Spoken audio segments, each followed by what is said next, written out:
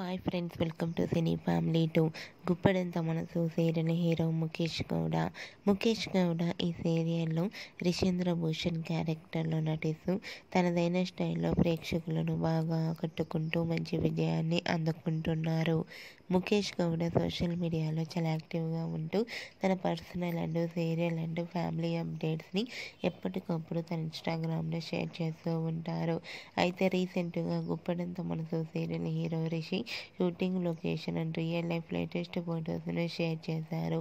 ఆ ఫొటోస్లో రిషి షూటింగ్ యాప్లో చాలా సరదాగా ఎంజాయ్ చేస్తూ చాలా హ్యాండ్సమ్గా కనిపించారు.